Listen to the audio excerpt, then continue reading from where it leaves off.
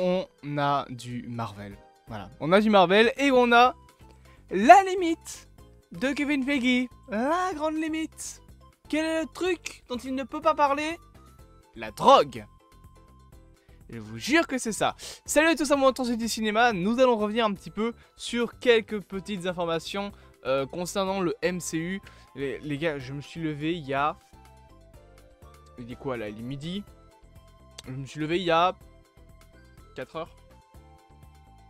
Ouais, je me suis levé vers 8 heures, donc je me suis levé il y a 4 heures. J'ai pris un café et depuis j'arrête pas de bosser. Je suis vraiment pas assez payé pour ce que je fais, putain. Mais bref, on a eu du Marvel qui est tombé durant la Cinema Comic Con. Oui, il y a une image de Thor. Je vais vous expliquer pourquoi, vous inquiétez pas. Durant donc le Cinema Con d'hier, des infos dont on va reparler tout de suite. Justement, parlons de cette première information concernant Thor. Sachez que ce petit personnage du personnage de Thor sera présent dans Deadpool 3. Il sera présent d'une manière très précise, c'est qu'apparemment, des images ont été montrées où Thor pleure sur le corps de Deadpool. Ce niveau d'autodérision. Parfait. On a aussi eu apparemment une apparition de Paradox qui expliquait donc à Deadpool, voilà, ouais, tu vas aller dans le multivers, et qui du coup avait dit, il y aura plein de caméos gratuits, et j'aime beaucoup ça. J'aime beaucoup cette autodérision en mode Paradox qui se fout de la gueule des caméos gratuits, chose qu'a fait le MCU.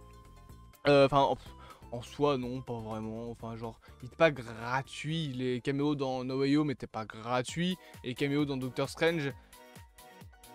allez, on va dire qu'ils étaient en partie gratuits, mais il y avait un sens derrière, dans le sens où Sam Raimi voulait vous faire comprendre que, bah ouais, s'ils se font défoncer la gueule par Wanda, déjà, il y a deux raisons. Premièrement, c'était une manière de montrer la puissance de Wanda, même les Illuminati ne peuvent rien contre elle. Et deuxièmement, c'était une manière aussi de vous montrer que bah, parfois le fanservice, ça sert à rien.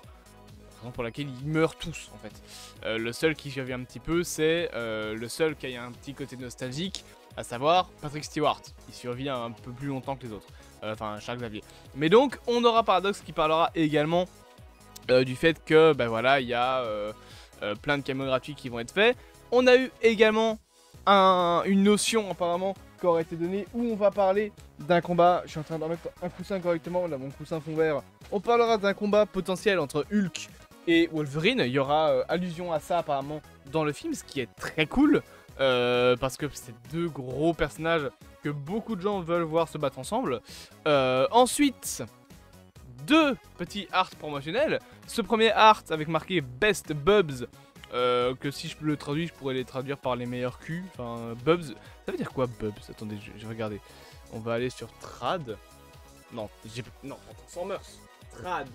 Voilà, merci. J'avais tapé Best Bubs. Ça veut dire meilleure bulle. Ok. Donc, meilleure bulle. Alors, il y a marqué slut ou je rêve? Là, le mot à côté. C'est pas slut quand même. Oh, parce que.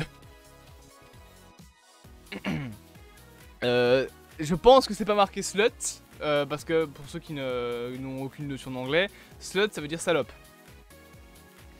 Merci Asbinotel, vraiment, je l'ai appris il y a quelques temps. Et deuxième art promotionnel, c'est ça. Voilà, petit art promotionnel avec Deadpool, le doigt sur la bouche, ça c'est un truc qui date du premier film.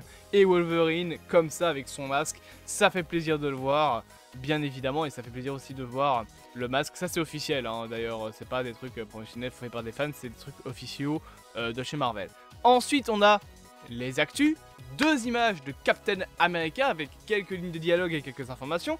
Déjà premièrement, sachez que dans le film il y aura un moment où Captain America va dire, enfin genre où Thunderbolt, Ross va dire à Captain America, t'as changé de costume et ils ont pas voulu que tu gardes le dernier.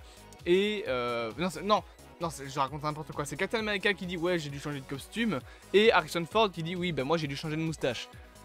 Voilà par exemple. Et un deuxième truc aussi que je trouve très cool, c'est qu'on va avoir un vrai combat idéologique entre les deux. Parce que tu as un moment, donc en gros dans le film si j'ai bien compris, Thunderbolt de son côté veut reconstruire des Avengers.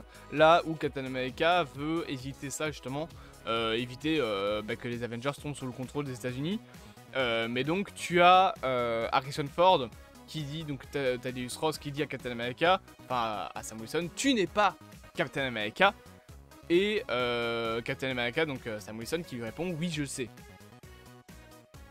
Je trouve ça incroyable. Voilà, il y aura un vrai combat idéologique. D'ailleurs, sachez qu'on aura également dans le film un combat à la Maison Blanche, dans lequel on verra Thaddeus Ross et le petit Sam Wilson, donc avec ces deux images bien évidemment présentes. On a aussi eu donc cette petite image qui a été montrée avec Anthony Mackie sur la scène à côté de Kevin Feige.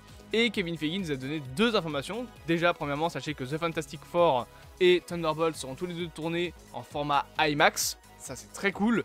Et ce logo est le logo officiel. L'astérisque comprise. Je sais que ça a fait beaucoup de débats. Ce côté, ouais, est-ce que l'astérisque a vraiment besoin d'être là? Apparemment oui, et on ne le saura que quand le film sortira, la raison de pourquoi est-ce qu'il y a une astérisque. Moi, je laisse les gens faire. Alors, je sais que beaucoup de gens sont pas vraiment contents pour le logo.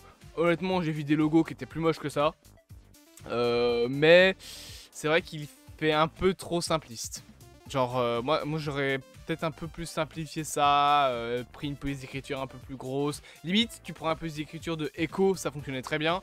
Après, c'est un logo aussi qui fait un peu plus sérieux, dans le mode où c'est juste, paf, c'est un logo tapé comme ça. Je sais pas si j'ai un exemple de logo, genre de logo de film ou quoi, où c'est la même chose. Pas vraiment, hein. Ouais, si, un peu Birds of Prey, le logo c'est Birds of Prey, le petit marteau dans le titre, mais concrètement voilà, c'est un logo comme un autre, qui est un peu trop simpliste. Cependant, je vous avais parlé donc tout à l'heure de la limite, bien évidemment, de Kevin Feige. Sachez qu'on sait plusieurs choses. Déjà, durant le truc, ils ont eu, il me semble, 9 minutes de Deadpool 3, je crois, que c'est ça, je sais plus trop. Par contre, on sait que il y a eu un moment, une vidéo où tu as Deadpool et Wolverine qui parlaient de Secret Wars, et après ils disaient oh au fait rangez vos téléphones, éteignez vos téléphones, donc c'était vraiment intéressant d'avoir ça. Et du coup la fameuse limite, et je terminerai la vidéo là-dessus, de Kevin Feige, c'est la drogue, puisque donc il a expliqué Kevin Feige sur la scène que pour lui Deadpool 3 était putain de génial et qu'il pouvait dire le mot putain parce que le film était rated, mais qu'apparemment la seule limite, enfin une des limites qui a été mise, c'était concernant la cocaïne. Il voulait pas en parler apparemment, ce que je peux comprendre, même s'il me semble, on parle pas vraiment de drogue dans les deux, enfin si, ouais, si, il y a de la drogue dans les deux premiers films, mais en soi, voilà, c'est pas quelque chose de extravagant non plus, genre, s'il y a vraiment que ça en soi, on s'en fout, tant que c'est sanglant, c'est ce qui importe concernant Deadpool. J'espère donc que cette petite vidéo vous aura plu, bien évidemment. N'hésitez pas à vous abonner, à partager, à liker et à commenter. Et on se dit à bientôt pour de prochaines aventures.